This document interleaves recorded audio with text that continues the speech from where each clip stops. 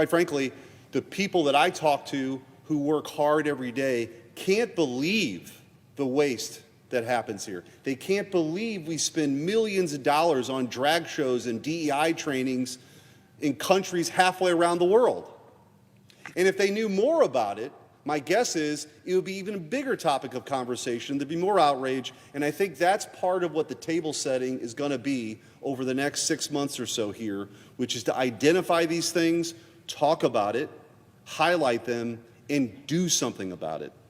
Last year, when I gave my inaugural speech on this Senate floor, I talked about how the administrative state was one of the biggest threats to our republic.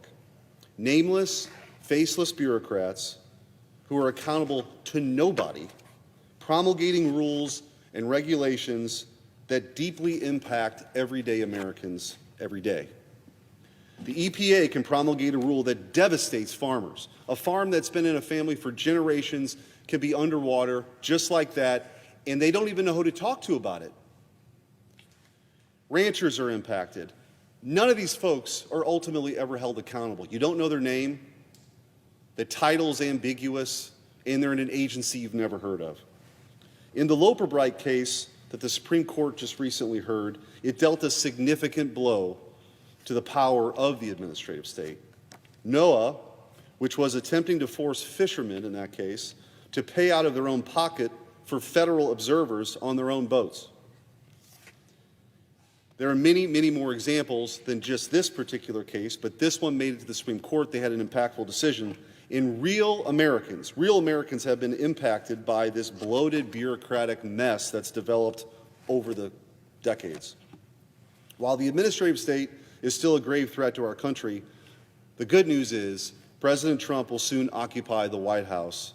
DOJ will soon get to work, and we can finally have some real momentum to dismantle the administrative state once and for all, returning the power back to the people.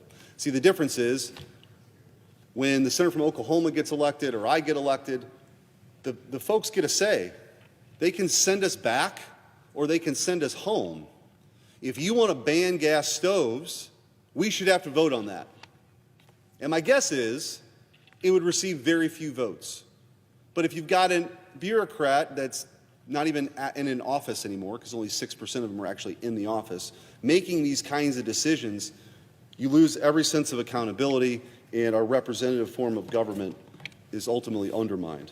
To ensure that President Trump and DOJ hit the ground running, yesterday I introduced 2 bills that are a critical 1-2 punch in dismantling the administrative state. The first bill is called the Eraser Act, which prohibits any agency from issuing a rule unless the same agency has repealed at least 3 rules. Additionally, the bill prohibits an agency from issuing a major rule unless the agency has repealed 3 or more rules and the cost of the new major rule is less than or equal to the cost of the rule that's being repealed.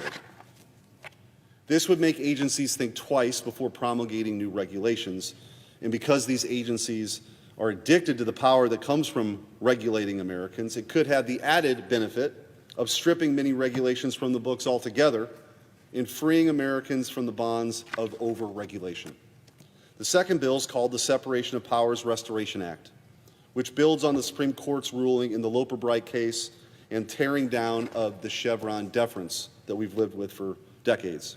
This bill would enact a stricter standard of review. No longer can agencies expect the courts to just side with their interpretation of the statute like they could when Chevron deference was in place. This bill would institute a de novo standard of review. Under a de novo standard of review, courts will weigh the merits of the arguments without deference standard to either side, placing American citizens and businesses either caught on the wrong side of regulatory enforcement action or challenging the validity in the first place on equal footing in a court with that agency. This is a critical effort which will strip power away from the unelected bureaucrats and put the power back in the hands of Americans. I look forward to working hand in hand with the Trump administration and with Elon Musk and Vivek Ramaswamy and my colleagues in the DOJ caucus to finally reform and dismantle the administrative state shrink the size of the federal government, reinstitute fiscal sanity here in Washington, and stop these agencies from burdening American citizens with their onerous regulatory schemes. Mr. President, I yield back.